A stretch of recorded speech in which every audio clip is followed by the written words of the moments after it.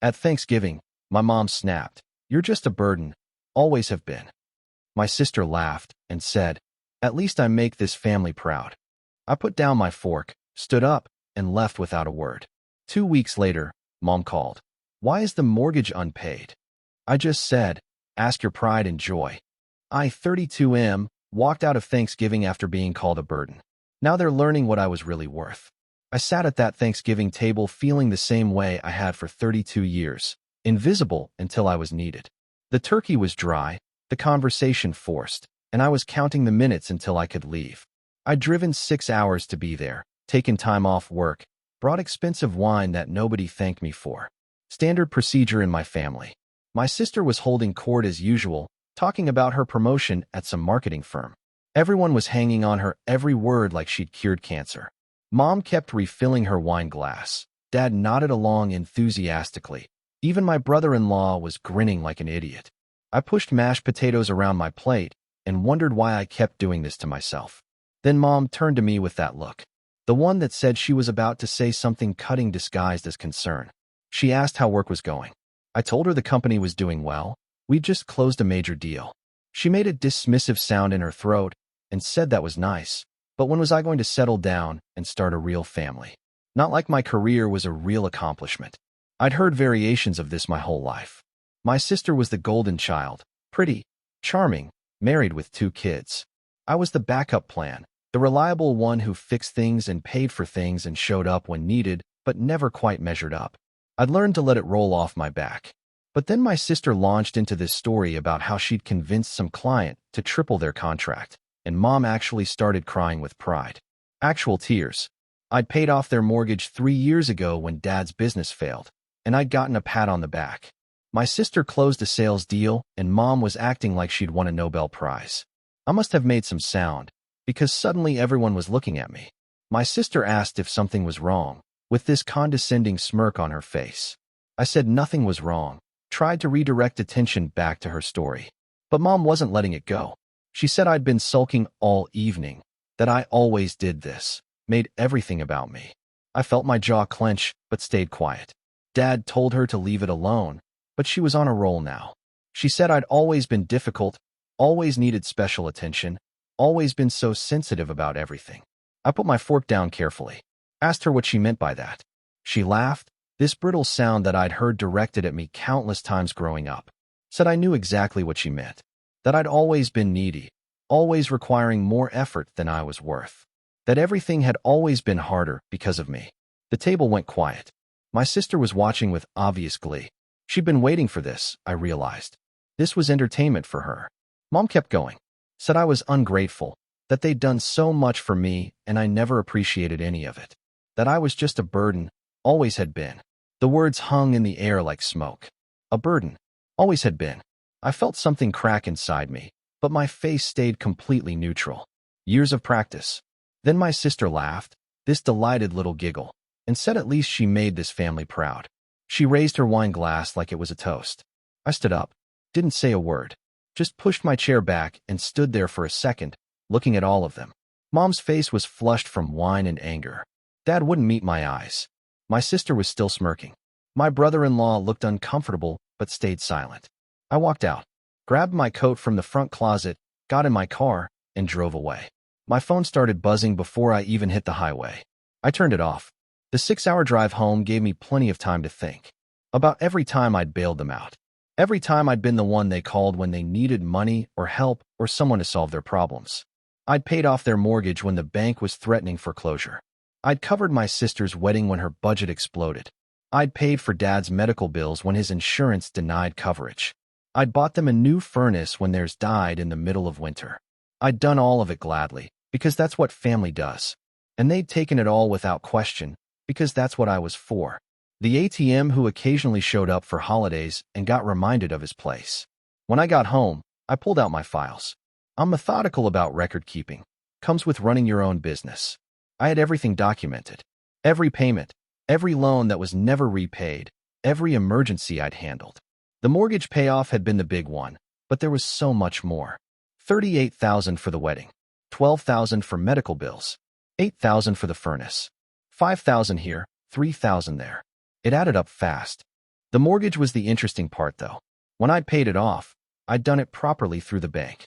The title was in my parents' names, but I'd structured it as a gift with documentation. However, I'd also set up their new monthly expenses to auto-pay from an account I managed. Property taxes, insurance, utilities, everything. They had access to see the account, but not to control it. At the time, I told them it was to help them budget better after their financial trouble. Really, it was because I didn't trust them not to fall behind again. They'd been living in their house payment-free for 3 years, not even thinking about the taxes and insurance that I was covering. Why would they? It just happened automatically every month. I sat at my kitchen table and opened my laptop. Took me about 20 minutes to close that account and stop all the automatic payments. Their property taxes were due in 2 weeks. They had no idea. Then I blocked my family's numbers. All of them. Blocked them on social media too. I wanted complete silence while I figured out what came next. The next 2 weeks were the most peaceful I'd had in years. I focused on work, hit the gym, actually slept well for once. I wasn't jumping every time my phone buzzed, wasn't dreading the next request for money or help or whatever else they needed from their burden of a son. Work was going incredibly well. The deal I'd mentioned at Thanksgiving was just the start. We were expanding into 3 new markets, and I was in negotiations for 2 more major contracts. The business I'd built from nothing was thriving. Not that any of them had ever asked about the details or shown any real interest. The call came exactly 15 days after Thanksgiving. I was in a meeting when my office phone rang, the landline I kept for clients. My assistant poked her head in and said my mother was on the line, that it was urgent. I almost told her to take a message, but curiosity won out. I picked up and Mom was already talking before I even said hello. Asking where I'd been, why I wasn't answering my cell, did I know how worried they'd been. I let her wind down and then asked what she wanted. She sounded shocked that I'd be so blunt. Said she needed to talk to me about something important. The mortgage company had sent a letter about the property taxes being overdue. She didn't understand because I'd always handled that. What had happened? I told her the mortgage was paid off. The taxes were her responsibility now. She spluttered something about the account, the automatic payments. How was she supposed to know? I reminded her that I'd given her access to view that account 3 years ago, that she could have checked at any time. She went quiet for a moment, then tried a different approach. Said obviously there had been some misunderstanding, that things had gotten heated at Thanksgiving, but we were all family. I agreed that we were family. That's why it hurt so much to be called a burden by my own mother. She made this frustrated sound and said I was being overly sensitive, that she'd been stressed and had a few drinks, that I couldn't just abandon them over one comment. I asked if that's what she thought this was about, one comment. She insisted it was, that I was blowing everything out of proportion. I told her to ask her pride and joy for help with the taxes. Then I hung up. My assistant looked at me with raised eyebrows when I came out of my office. I must have looked different somehow. I told her to screen all calls from my family from now on. She nodded and didn't ask questions, which is why I'd hired her. The email started after that. Dad sent a long message about how I was hurting Mom, how she'd apologized, how I needed to be the bigger person. I deleted it without responding. My sister sent a nasty message calling me petty and vindictive, saying I was punishing everyone over my own insecurity. That one I actually laughed at. My brother-in-law tried the reasonable approach, suggesting we all sit down and talk like adults. Delete, delete, delete. What they didn't know was that I'd already made my decision. I was done. Completely done. Not with some dramatic pronouncement or ultimatum, just done. They'd shown me exactly what I meant to them, and I'd finally listened. 3 weeks after Thanksgiving, my assistant told me my sister was in the lobby demanding to see me. I told her to have security escort her out if she wouldn't leave voluntarily. Apparently, my sister made quite a scene, crying and saying I was destroying our family. Security handled it professionally. I sent them a nice bonus that week. The property taxes went unpaid. I knew because those things are public record. A lien was filed against the house. I felt nothing looking at that document. Maybe that made me cold, but I'd spent 32 years being the family ATM, and I was empty now. Dad showed up at my house on a Saturday morning. I watched through my window as he rang the doorbell 3 times, then knocked, then finally left an envelope stuck in my door. Inside was a check for $800 and a note saying it was a start on paying me back, that they'd pay me everything they owed if I just talked to them. $800. I'd given them over $200,000 across the years, and they thought $800 was a meaningful gesture. I tore up the check. My business partner asked if I was okay around this time. We were in negotiations for our biggest contract yet, and I guess I seemed distracted. I told him I was fine, just dealing with some family stuff. He nodded and said families were complicated, then told me to take whatever time I needed. That conversation meant more to me than 32 years of my actual family's attention. Christmas came and went. I spent it alone in my condo, working on projections for the new year and eating Thai takeout. It was the best Christmas I'd had in decades. My phone stayed blessedly silent. They'd finally figured out I wasn't going to answer. The new year brought interesting developments. I heard through a former family friend that my parents were trying to refinance the house to deal with the tax lien. But their credit was trashed from their previous financial issues, and no bank would touch them. My sister had apparently offered to help, but discovered that her own finances were a mess. Turns out all that high living didn't come cheap, and she'd been riding the edge of debt for years. They'd painted themselves into a corner. The house they'd lived in for 40 years was at risk, and their pride and joy couldn't save them. There was probably irony in there somewhere, but I was too busy living my life to appreciate it. Update 1. It's been 4 months since Thanksgiving, and I figured I'd update since some people had asked what happened next. The short version is that I've never been happier or more successful. The long version is more complicated. My company landed that major contract I mentioned. It was the biggest deal in our firm's history, a 3-year agreement worth 7 figures. My business partner and I celebrated by finally moving into a proper office space instead of the converted warehouse we'd been using. We hired 6 new people. I gave myself my first real vacation in 5 years and spent 2 weeks in Japan, completely offline. Meanwhile, my family's situation continued to deteriorate. I didn't seek out this information, but word gets around in a small business community. Dad's company, which had been limping along, finally folded completely. My sister got fired from her marketing job. Apparently her big client deal that Mom had cried over fell through spectacularly, and she'd falsified some reports to cover it up. The house went into foreclosure. I found out when a former neighbor reached out on LinkedIn to ask if I knew my parents were selling. I checked the public records. They weren't selling, the bank was taking it back. The property tax lien had been the first domino, but their financial situation had collapsed completely without me there to patch the holes. Part of me expected to feel guilty about that. I'd been conditioned my whole life to be responsible for their problems. But I felt nothing. Maybe that made me heartless, but they'd called me a burden, and burdens don't carry other people. What I did feel was angry when my aunt called me. I hadn't blocked her number because we'd always gotten along, and she'd never asked me for money. She told me my mom was in the hospital with stress-induced health issues, that the foreclosure was killing her, that I needed to fix this, that I was the only one who could. I asked her if Mom had told her what she'd said to me at Thanksgiving. Silence on the line. Then my aunt said that whatever had been said, family was family, and I was being cruel. I told her that I'd been family for 32 years, and it hadn't stopped them from treating me like an ATM with legs, that I was done being the family savior. She called me selfish and hung up. The thing about setting boundaries is that people who benefited from you having none will call it selfish. I was learning that lesson repeatedly.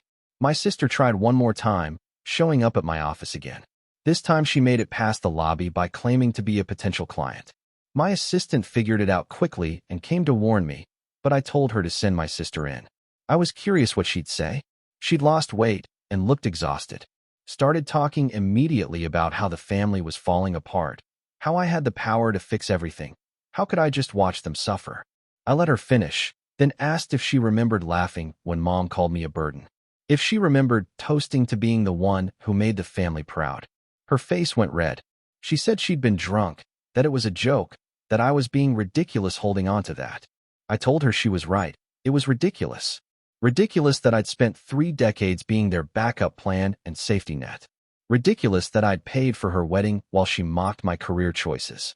Ridiculous that I'd saved their house while being treated like an obligation instead of a son. She started crying, which was new. My sister never cried.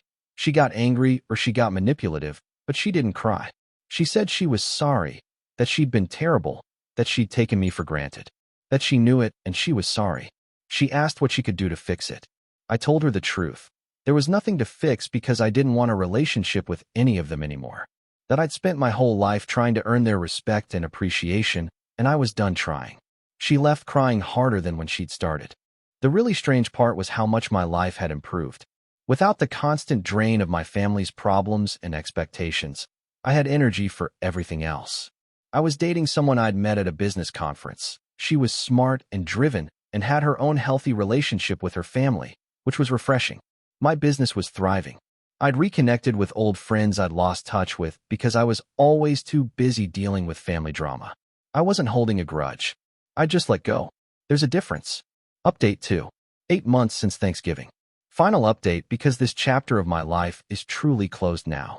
My parents lost the house.